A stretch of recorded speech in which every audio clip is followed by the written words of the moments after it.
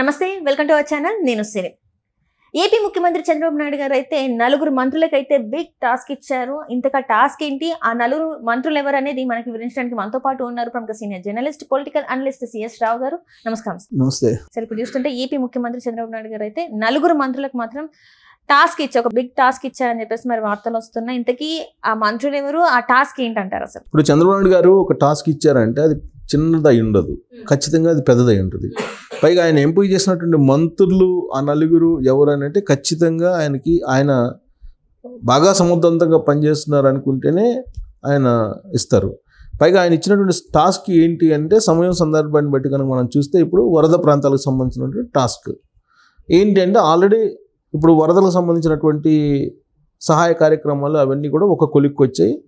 ఆ వరదలు కూడా గ్రామాల నుంచి వెళ్ళిపోయాయి. ఇప్పుడు యథాతథ స్థితికి గ్రామాలు తీసుకొచ్చారు సుమారుగా. అయితే ఇప్పుడు నష్టం అంచనా వేయటం అనేది పెద్ద ఛాలెంజ్. నష్టం అంచనా వేయటంతో పాటు ఆ అంచనాన్ని కేంద్ర ప్రభుత్వం నుంచి రాబట్టడం అనేది మరొక ఛాలెంజ్. సో ఈ ఛాలెంజ్ని ఒక నలుగురు మంత్రులకు అప్పచెప్పారు. ఎవరెవరు నలుగురు మంత్రులు అంటే, ఒకటి పయ్యావుల కేశవ్, ఆయన ఆర్థిక మంత్రి. అలాగే హోంశాఖ మంత్రి అనిత, అలాగే రెవెన్యూ అనగాని సత్యప్రసాద్, ముగ్గురు అయిపోయారు. 4 మున్సిపల్ శాఖ మంత్రి నారాయణ గారు. ఈ నలుగురికి కీలకమైనటువంటి బాధ్యతలను ఒక ఛాలెంజ్ని అప్పచెప్పారు.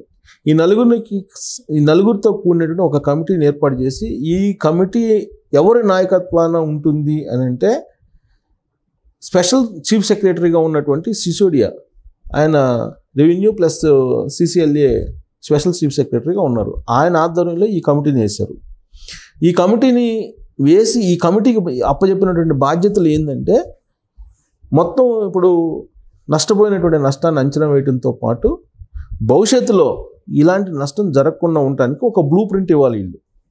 అది వీళ్ళ టాస్క్. ఓకే. సో అది ఇవ్వాలని అంటే కనుక వీళ్ళు గ్రౌండ్ లెవెల్లో వీళ్ళు ఖచ్చితంగా స్టడీ చేయాలి.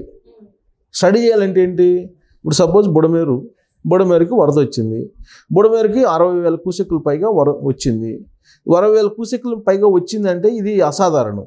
సాధారణంగా అయితే 15,000 క్యూసెక్కులు అదేది వస్తుంది అనేది అనుకుంటారు. కానీ 60,000 క్యూసెక్కులు వచ్చింది అంటే గత వరదలన్నింటినీ కూడా లెక్కించి భవిష్యత్తులో ఏ విధంగా వరదలు వచ్చే అవకాశం ఉంది అనే దాన్ని ఎస్టిమేషన్ వేసి వీటిని యావరేజ్ చేసి బుడమేరుకి ఎంత వరద వచ్చేటువంటి అవకాశం ఉంది, ఒకవేళ ఆ వరద వస్తే కనుక అత్యధికంగా వస్తే ఎలా దాన్ని నియంత్రించాలి అనే దాని మీద వీళ్ళు ఒక బ్లూ ప్రింట్ ఇవ్వాలి.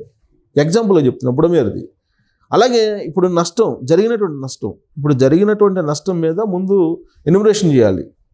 ఎన్యూమరేషన్ చేసి ఎవరికి ఎంత నష్టం జరిగింది అనేది చెప్పగలగాలి. ఇప్పుడు అసలు నష్టం ఎంత జరిగిందంటే ఏం చెప్తున్నారు, కొంతమంది 6,000 కోట్లు అంటున్నారు, 7,000 కోట్లు అంటున్నారు, 10,000 కోట్లు అంటున్నారు. దాన్ని అసలు ఎస్టిమేషన్ ఇవ్వడానికి కూడా అందట్లా. ఎందుకు అందట్లేదంటే ఇప్పుడు జరిగినటువంటి నష్టం ఏంటి, ఆస్తి నష్టం ఎక్కువ జరిగింది, ప్రాణ నష్టం 35 మంది చనిపోయారు అంటున్నారు. సరే, చనిపోయినటువంటి ఫ్యామిలీస్కి ఎలాగూ వాళ్ళని ఆదుకునేటువంటి ప్రయత్నం ఎక్స్గ్రేషియా ప్రకటిస్తారు ఎలాగూ. కానీ జరిగినటువంటి మిగతా నష్టం ఏదైతే ఉందో, ఇప్పుడు ఒక్కొక్కరు ఇంటికి వెళ్ళి ఎన్యూమరేషన్ చేసి వాళ్ళ ఇంట్లో ఫ్రిడ్జ్ చెడిపోయిందా, లేకపోతే వాళ్ళ ఇంట్లో మోటార్ బైక్ చెడిపోయిందా, లేదంటే వాళ్ళ ఇంట్లో ఇంకా ఇతరత్ర ఎలక్ట్రానిక్ గూడ్స్ చెడిపోయినాయా, లేదంటే ఫర్నిచర్ చెడిపోయిందా, ఏం చెడిపోయింది, ఎంత నష్టం జరిగింది, ఇవన్నీ కూడా అంచనా వేయటం అంత ఈజీ కాదు. దాంతోపాటు ఇప్పుడు ఈ అంచనా వేసి ఎక్కడ పెట్టుకుంటారు, వీళ్ళ దగ్గర ఉంచుకుంటే దానివల్ల ఉపయోగం లేదు కదా. అది కేంద్రాన్ని పంపించి కేంద్రం నుంచి రాబట్టాలి. కేంద్రం నుంచి రాబట్టాలంటే ఖచ్చితంగా అక్కడ లైజనింగ్ చేయాలి. లైజనింగ్ చేసి ఆ అమౌంట్ని 5,000 కోట్లు, 6,000 కోట్లు, 10,000 కోట్లు ఏదైతే అనుకుంటున్నారో దాన్ని ఇన్ టైంలో తీసుకొచ్చుకోవాలి. ఇన్ టైంలో తీసుకొచ్చుకోవాలని అంటే ఖచ్చితంగా వీళ్ళు లైజనింగ్ చేయాలి. అదంత ఈజీ కాదు. లేదు వీళ్ళేదో నష్టం 5,000 కోట్లు అయితే 10,000 కోట్లు అయిందని చెప్పి ఎస్టిమేషన్ వేశారనుకో, దాన్ని వాళ్ళు అంగీకరించరు. సో కాబట్టి జరిగినటువంటి నష్టాన్ని యాజ్ ఇట్ ఈజ్గా వీళ్ళు ప్రజెంట్ చేస్తూ వాళ్ళు నమ్మేలాగా, వాళ్ళు కన్విన్స్ అయ్యేలాగా ముందు ఈ నష్టాన్ని అంచనా వేసి ఈ కమిటీ కేంద్ర ప్రభుత్వం నుంచి సంబంధించినటువంటి ఫండ్స్ తీసుకురావాలి. ఈ నష్టానికి సంబంధించిన ఫండ్స్ తీసుకొస్తే వాళ్ళకి పరిహారం కింద వాళ్ళకి ఇవ్వాలి. ఇది ఒక టాస్క్, మొట్టమొదటి టాస్క్ ఇది. దీంతోపాటు భవిష్యత్తులో నష్టం జరగకుండా ఉండటానికి ఎక్కడెక్కడ ఏం చేయాలి, ఒక బుడమేరులోనే కాదు రాష్ట్ర వ్యాప్తంగా కూడా ఎక్కడెక్కడ ఎన్ని ఆక్రమణలు ఉన్నాయి, ఆక్రమణల్ని తొలగించడం ఎలాగో వీటన్నిటిని కూడా ఒక ఆన్ పేపర్ ఆన్ రికార్డు తయారు చేయాలి ఈ కమిటీ.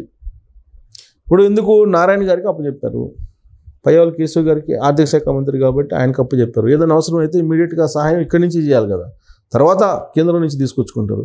పట్టణ శాఖ మంత్రిగా ఉన్నటువంటి నారాయణ గారు ఉన్నారు ఈ కమిటీలో. కారణం ఏంటంటే ఆక్రమణలు ఎక్కువగా పట్టణాల్లోనే ఉంటాయి.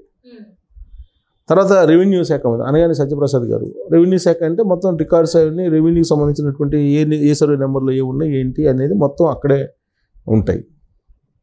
సో కాబట్టి హోంశాఖ మంత్రి అనిత గారు అంటే పోలీసు లా అండ్ ఆర్డర్. ఇప్పుడు ఏదైనా కూల్చివేయడానికి వెళ్ళినప్పుడు ఇప్పుడు వీళ్ళు చూసిస్తారు, ఈ కమిటీ సూచిస్తుంది పలాని చోట ఇదిగో ఇన్ని ఆక్రమణలు ఉన్నాయి, బుడమేరు పరిధిలో 600 ఎకరాల ఆక్రమణ ఉంది, ఏలూరు ప్రాంతంలో ఇదిగో ఇంత ఆక్రమణ ఉంది, కొల్లేరు దాంట్లో ఇంత ఆక్రమించేశారు, లేదా ఇంకోటి ఆక్రమించేశారు. ఇవన్నీ డేటా ఇస్తారు.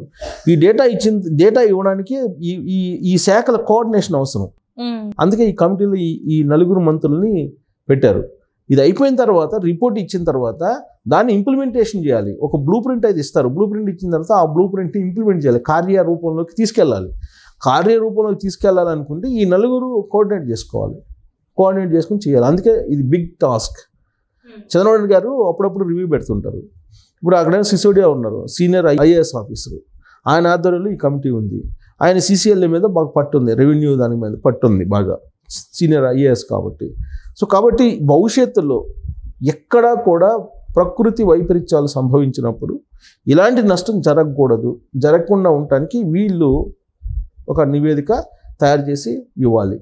అది పెద్ద టాస్క్ వీళ్ళకి. అయితే ఇప్పుడు కేంద్ర ప్రభుత్వం ఇటీవలనే అడిగింది 2 రాష్ట్ర ప్రభుత్వాలు, అటు తెలంగాణలో ఇటు ఆంధ్రప్రదేశ్ 2 రాష్ట్రాలని ఏమడిగిందంటే, మీరు ఆ వరదలకు సంబంధించినటువంటి అంచనాలను మాకు పంపించండి, అంచనాలను పంపిస్తే దాన్ని పరిశీలించి మేము ఎంత ఇవ్వాలో ఇస్తాము అని చెప్తుంది. ఇప్పుడు హుదూద్ తుఫాను వచ్చింది వైజాగ్లో. వాళ్ళు అప్పుడేదో 2,000 కోట్లు 3,000 కోట్లు అడిగారు, 1,000 కోట్లు ఇచ్చింది కేంద్ర ప్రభుత్వం. అలాగే ఇప్పుడు జరిగినటువంటి నష్టానికి సంబంధించినటువంటి ప్రాథమిక అంచనాలని పంపించాలి. అటు ఏ రాష్ట్ర ప్రభుత్వం అయినా, అటు తెలంగాణ కానీ ఇటు ఆంధ్రప్రదేశ్ కానీ పంపిస్తే వాళ్ళు ఇమీడియట్గా ఎంతో కొంత ఫండ్ రిలీజ్ చేసేటువంటి అవకాశం ఉంది. సో ఎంత పడితే అంత పంపించడానికి కూడా లేదు. మళ్ళీ అక్కడ నమ్మదగిన విధంగా ఉండాలి, నమ్మలేని విధంగా ఉండకూడదు. ఒక 10,000 కోట్లు పంపిస్తే వాళ్ళు సగం ఇస్తారు కదా అని చెప్పి 10,000 కోట్లు పంపిస్తే అలా ఏమీ యాక్సెప్ట్ చేయరు వాళ్ళు. సో కాబట్టి ఇది ఒక పెద్ద టాస్క్ వీళ్ళకి. ఈ టాస్క్ ఇప్పటికీ భవిష్యత్తుకి పనికొచ్చేటువంటి టాస్క్. అంత కీలకమైనటువంటి బాధ్యతలు ఈ 4 మంత్రులకు అప్పచెప్పారు. కాబట్టి ఈ 4 మంత్రులు ఏం చేస్తారు అనేది ఒక పెద్ద ఛాలెంజ్. రాష్ట్రం యొక్క భవిష్యత్తుని విపత్తుల సమయంలో కాపాడేటువంటి టాస్క్ ఇది. ఈ టాస్క్ పనితీరు మీదనే రేపు రాబోయేటువంటి రోజుల్లో ఆంధ్రప్రదేశ్ యొక్క ఈ భవిష్యత్తు విపత్తులు వస్తే ఎలా ఉంటుంది అనేది ఆధారపడి ఉంటుంది. Right sir, thank you so much. Thank you.